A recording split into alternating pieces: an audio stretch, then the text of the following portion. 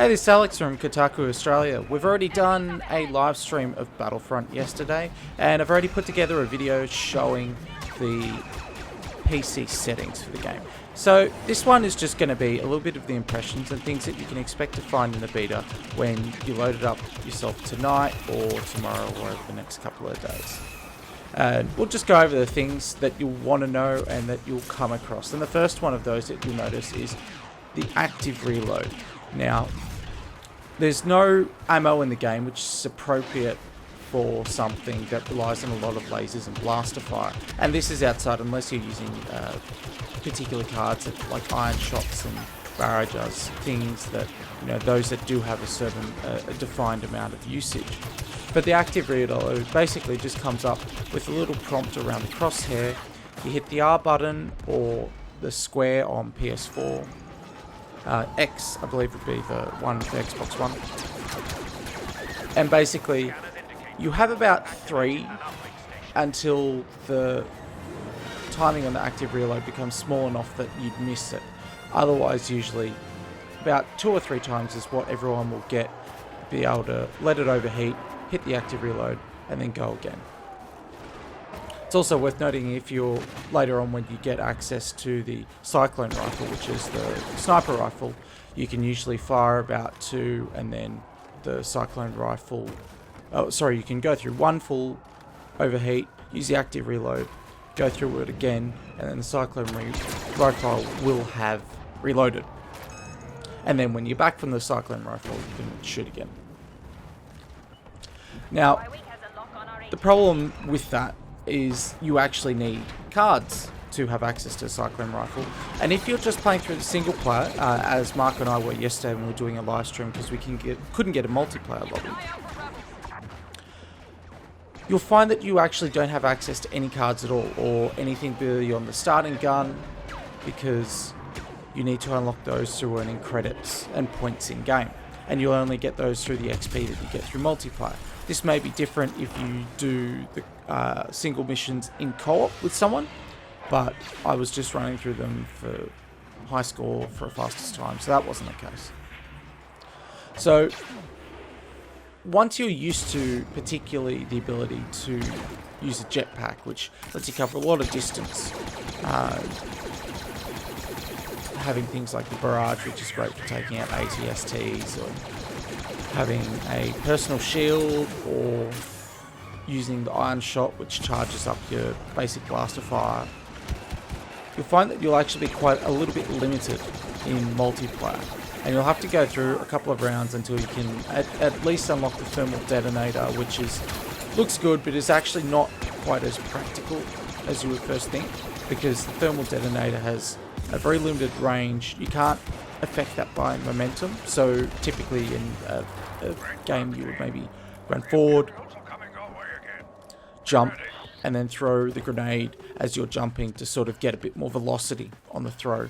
That I wasn't able to actually get that to happen in Battlefront so far, and you can't cook the grenade or the detonator either, or your throwing arm.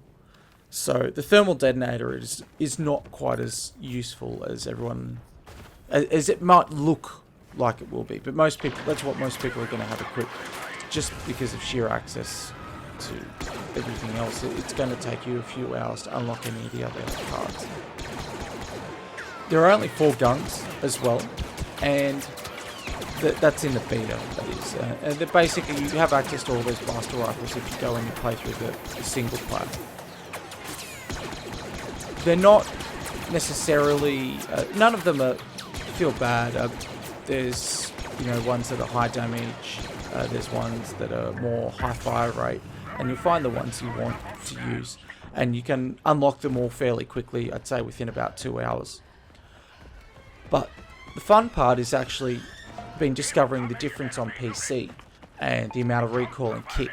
Now, obviously, if you're playing on console, that's, recoil and kick and spread is something that's going to be limited, because your ability to negotiate and control that is much more difficult.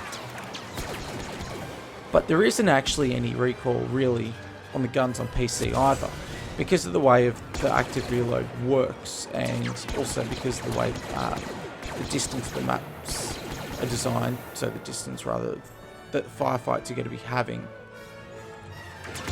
And also with some of the rifles, they have kind of a high, or I should say a low cooldown rate. You're going to be bursting or tapping a lot of the time, so you're not even going to have to worry about the spread. If you do just go full auto with something like the E11, which I feel is going to be the stock standard blaster rifle for most people. It's got a good balance of everything you need. Also has a nice scope on it, which helps.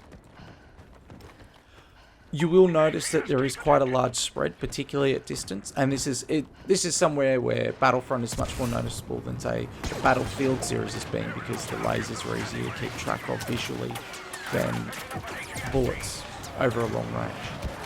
But otherwise, you know, if you're coming from a game like Insurgency, CSGO, Red Orchestra, you know, your dad, Feet player, if you're playing Arma 3, or if you're a particular, you didn't like playing hardcore, you prefer playing normal, Battlefield for instance, something where you can control, where people didn't die quite as quickly and control of the guns is more important, you're going to find Battlefront almost ridiculously easy to control on the guns phase.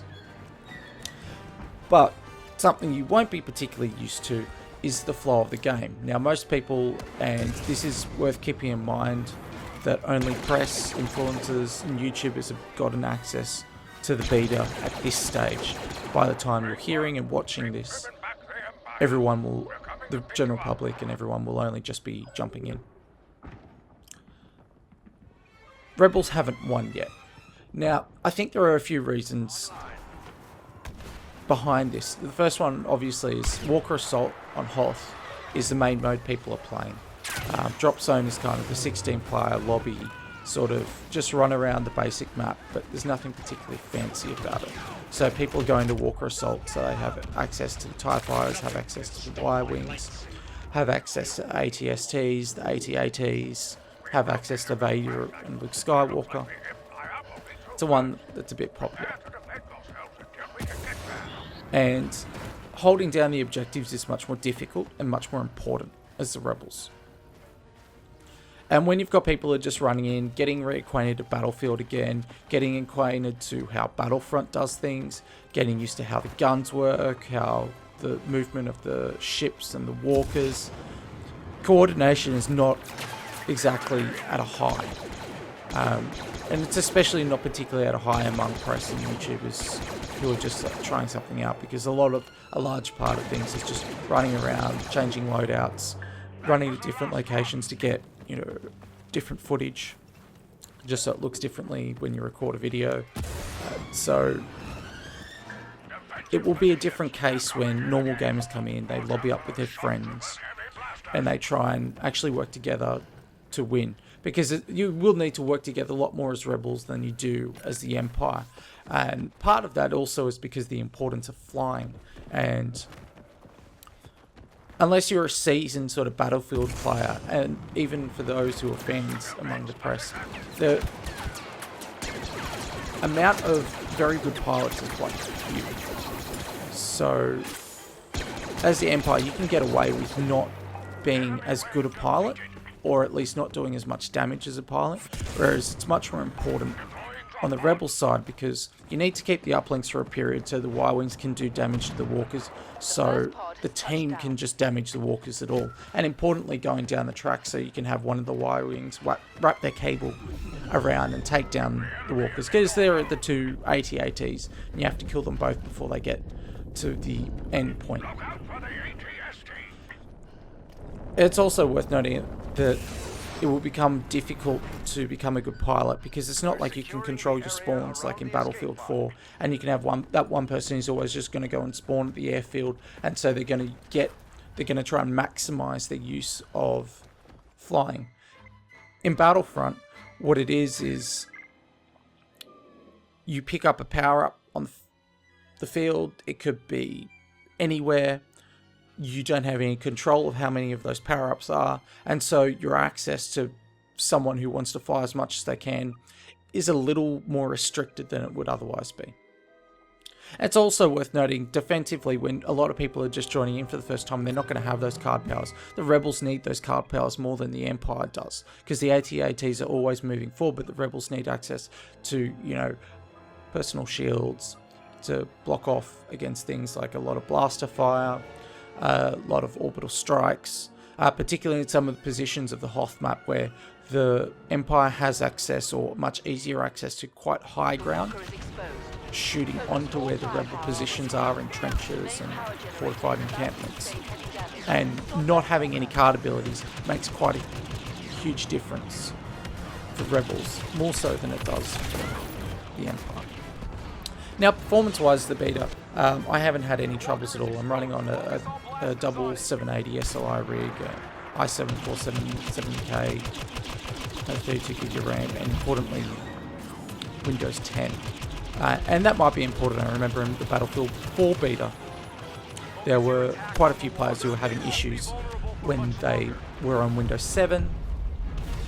Those who were running on Windows 8, which was just in beta at the time, or at least was quite new, they didn't have any problems whatsoever. So that might be worth keeping in mind.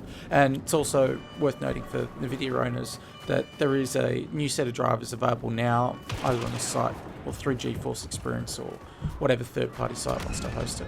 As for the server performance, I haven't had any random disconnects, and I haven't seen anybody in my time that's had any random disconnects. Although a few people were muttering about rubber banding, but talk that was not particularly extreme. That also could be a media thing where they tend not to rant on and go on as much as normal gamers will. We'll see how that plays out in the next few days when the player count ramps up. Just randomly as well, the UI, I want to talk about it a little bit. There were a couple people I noticed when we were in our live stream who were not particularly happy about the size of the UI or how obtrusive it was. I was a bit worried about that myself. I have a bit of a UI thing. I've been looking at it a lot in a lot of games lately. And playing through, it's actually a lot less blockage than I was initially worried it might be.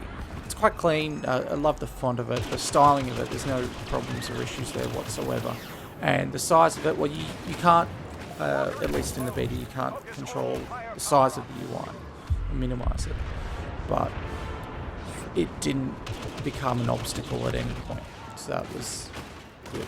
And another thing that might be worth noting, if you're going to come up against a hero, so Skywalker or Vader, it's kind of hilarious if they actually decide to come after you. I had a couple of moments. I haven't come up against Skywalker yet, but I've come up against Vader, and Vader's just sort of walked towards me and just deflected all of my shots. So I've had this weird sort of odd standoff where I've just been sort of running away, boosting away, because I can't really shoot Vader, so I've just got to buy time for somebody else to shoot him and hope that they do any damage at all and hit him in the head, which is quite difficult because the heroes are very sponge-worthy.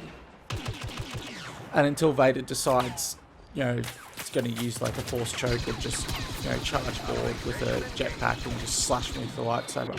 I'm not sure if it's more canon that Vader would enjoy watching me run away like a maniac, or he'd just get sort of, you know, embarrassed at my cowardice and just sort of force pull me and go, come on, just let me end this. This is a bit disgraceful. Anyway, that's been my performance and experience with the beta of Star Wars Battlefront on PC so far. I might try and hit up some of the tabies in the chat on the site and see if we can organise some lobbies for tonight, the next couple of days. Otherwise, I might just randomly hit you up or come across you online in the servers. I'm sure a lot of people will be playing. It's Battlefront. Kind of this week sort of lends itself towards everyone jumping and having a go. So that's all. I'm going to have some fun with the beta over the next few days. I'm sure you will too. I'll see you around.